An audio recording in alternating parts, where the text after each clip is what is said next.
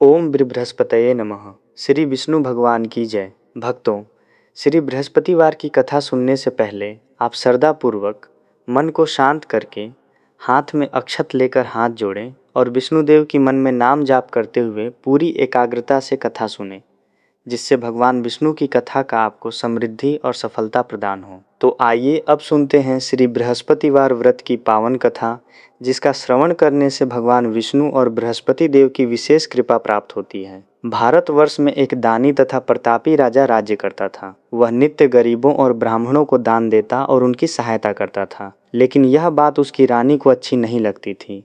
वह न ही गरीबों को दान देती, न ही भगवान का पूजन करती थी और राजा को भी दान देने से मना किया करती थी। एक दिन राजा शिकार खेलने वन को गए हुए थे, तो रानी महल में अकेली थी। उसी समय बृहस्पति देव साधु वेश में राजा के महल में भिक्षा के लिए गए और भिक्षा मांगी। रानी ने भिक्षा देने से इनकार किया और कहा, हे साधु महाराज, मैं तो दान पुण्य से तंग आ गई हूँ। मेरा पति सारा धन लुटाते रहते हैं। मेरी इच्छा है कि हमारा धन नष्ट हो जाए, फिर न रहेगा बांस न बजेगी बांसुरी। साधु ने कहा, देवी, तुम तो बड़ी विचित्र हो। धन संतान तो सभी चाहते हैं, पुत्र और लक्ष्मी तो पापी के घर भी होने चाहिए। यदि तुम्हारे पास अधिक धन है तो भूखों को भोजन दो, प्यासों के लिए प्याऊ बनवाओ, मुसाफिरों के लिए धर्मशालाएं खुलवाओ।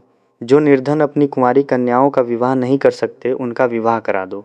ऐसे और कई काम हैं जिनके करने से तुम्हारा यश लोक परलोक में फैलेगा। परंतु रानी पर उपदेश का कोई प्रभाव न पड़ा। वह बोली, महाराज, आप मुझे कुछ न समझाएं। मैं ऐसा धन नहीं चाहती जो हर जगह बांटती फिरूं। साधु ने उत्तर देते हुए कहा, यदि तुम्हारी ऐसी इच्छा है तो तुम बृहस्पतिवार के दिन घर लीप कर पीली मिट्टी से अपना सिर धोकर स्नान करना, भट्टी चढ़ाकर कपड़े धोना, उस दिन घर के लोगों को नाखून और बाल बनवाने को कहना।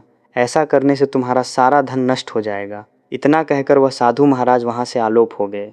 साधु के अनुसार कही बातों को पूरा करते हुए रानी को केवल 3 बृहस्पतिवार ही बीते थे कि उसकी समस्त धन संपत्ति नष्ट हो गई। भोजन के लिए राजा का परिवार तरसने लगा। तब एक दिन राजा ने रानी से बोला कि हे रानी, तुम यहीं रहो, मैं दूसरे देश को जाता हूँ, क्योंकि यहाँ पर सभी लोग मुझे जानते हैं, इसलिए मैं कोई छोटा कार्य नहीं कर सकता। ऐसा कहकर राजा परदेश चला गया। वहाँ वह जंगल से लकड़ी काट कर लाता और शहर में बेचता। इस तरह वह अपना जीवन व्यतीत करने लगा। इधर राजा के परदेश जाते ही रानी और दासी दुखी रहने लगी। एक बार जब रानी और दासी को 7 दिन तक बिना भोजन के रहना पड़ा, तो रानी ने अपनी दासी से कहा, हे दासी, पास ही के नगर में मेरी बहन रहती है, वह बड़ी धनवान है। तू उसके पास जा और कुछ ले आ, ताकि थोड़ी बहुत गुजर बसर हो जाए। दासी रानी की बहन के पास गई। उस दिन गुरुवार था और रानी की बहन उस समय बृहस्पतिवार व्रत की कथा सुन रही थी। दासी ने रानी की बहन को अपनी रानी का संदेश दिया, लेकिन रानी की बड़ी बहन ने कोई उत्तर नहीं दिया। जब दासी को रानी की बहन से कोई उत्तर नहीं मिला तो वह बहुत दुखी हुई और उसे क्रोध भी आया। दासी ने वापस आकर रानी को सारी बात बता दी।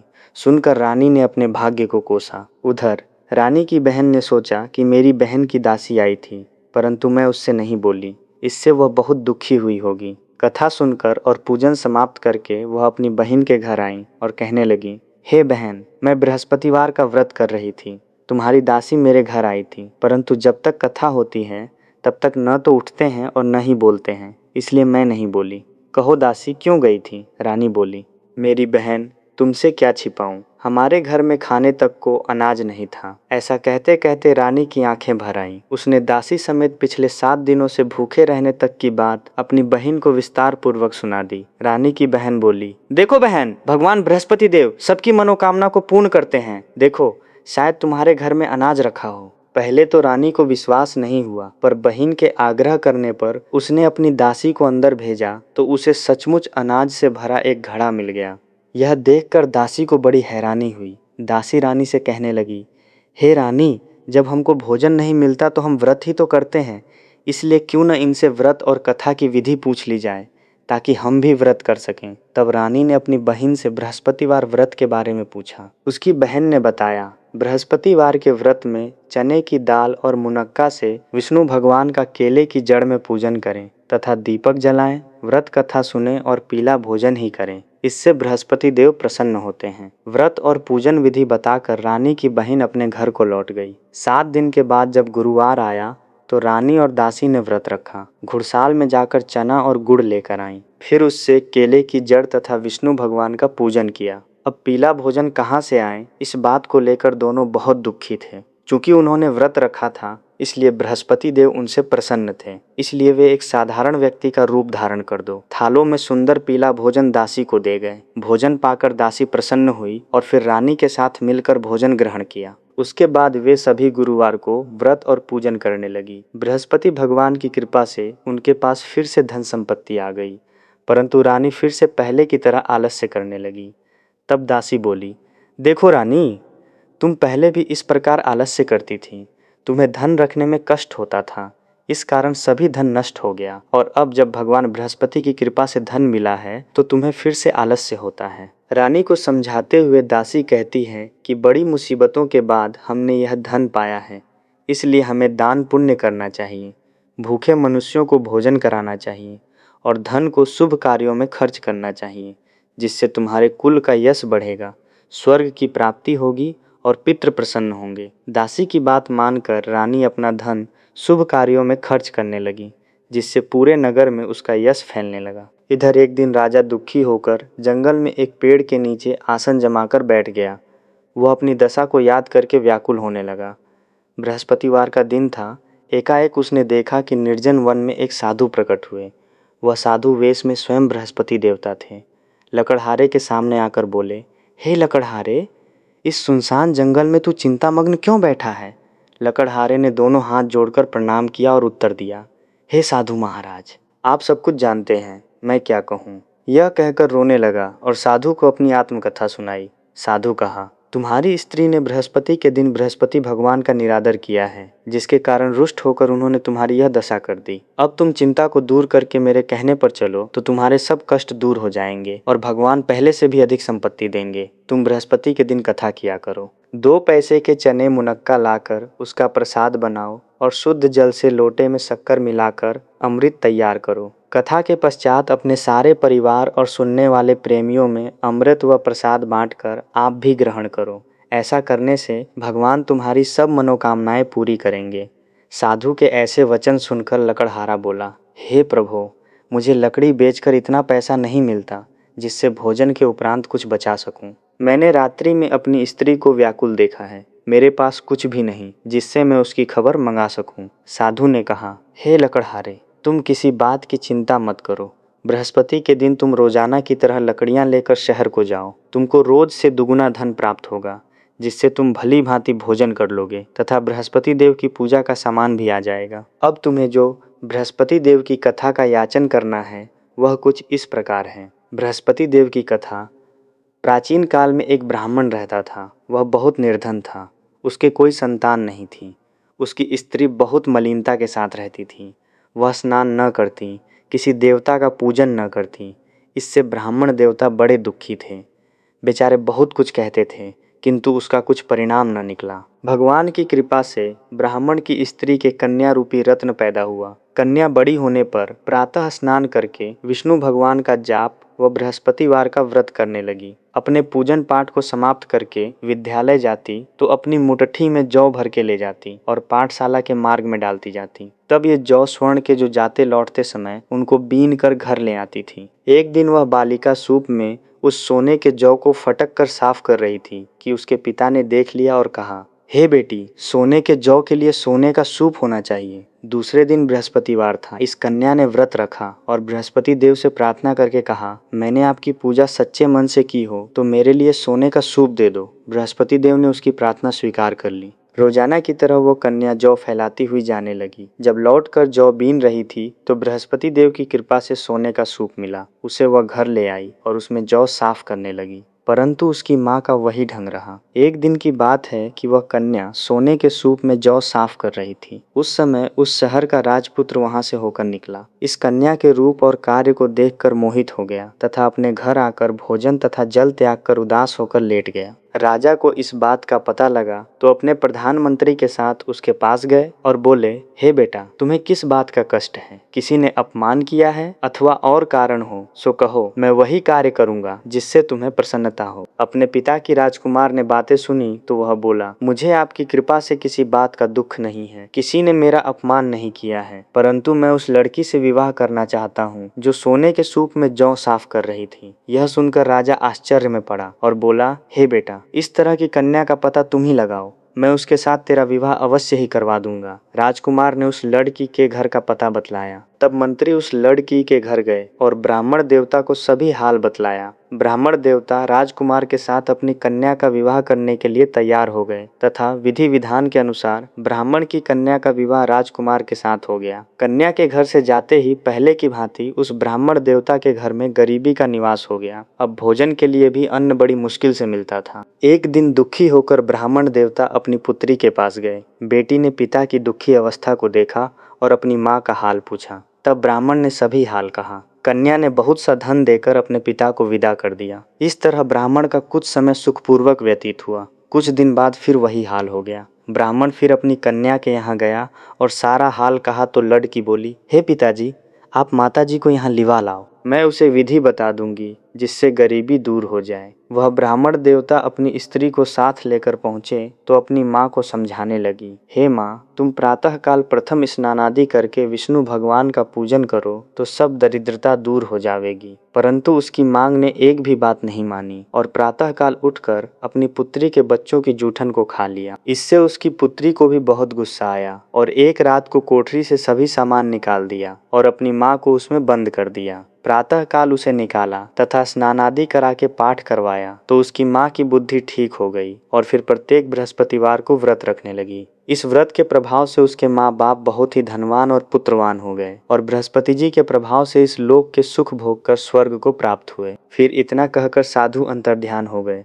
7 दिन व्यतीत होने पर फिर बृहस्पतिवार का दिन आया। लकड़हारा जंगल से लकड़ी काट कर किसी शहर में बेचने गया।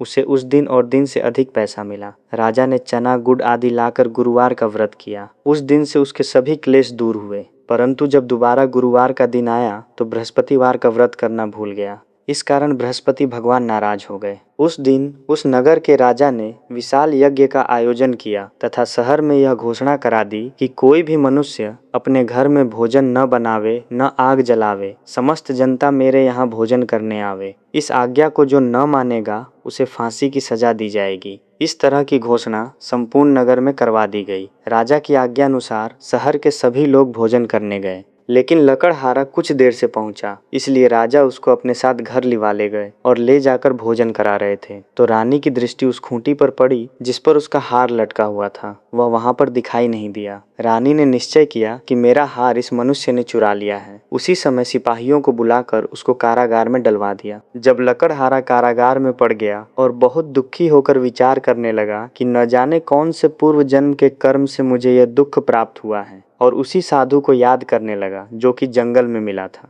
उसी समय तत्काल बृहस्पति देव साधु के रूप में प्रकट हुए और उसकी दशा को देखकर कहने लगे, अरे मूर्ख, तूने बृहस्पति देव की कथा नहीं करी, इस कारण तुझे दुख प्राप्त हुआ है। अब चिंता मत कर, बृहस्पतिवार के दिन कारागार के दरवाजे पर 4 पैसे पड़े मिलेंगे, उनसे तू बृहस्पति देव की पूजा करना, तेरे सभी कष्ट दूर हो जाएंगे। बृहस्पति के दिन उसे 4 पैसे मिले। लकड़हारे ने कथा कही। उसी रात्रि को बृहस्पति देव ने उस नगर के राजा को स्वप्न में कहा, हे राजा, तुमने जिस आदमी को कारागार में बंद कर दिया है वह निर्दोष है, वह राजा है, उसे छोड़ देना। रानी का हार उसी खूंटी पर लटका है। अगर तू ऐसा नहीं करेगा तो मैं तेरे राज्य को नष्ट कर दूंगा। इस तरह रात्रि के स्वप्न को देखकर राजा प्रातःकाल उठा और खूंटी पर हार देखकर लकड़हारे को बुलाकर क्षमा मांगी तथा लकड़हारे को योग्य सुंदर वस्त्र आभूषण देकर विदा कर दिया। बृहस्पति देव की आज्ञा अनुसार लकड़हारा अपने नगर को चल दिया। लकड़हारा राजा जब अपने नगर के निकट पहुंचा तो उसे बड़ा आश्चर्य हुआ। नगर में पहले से अधिक बाग,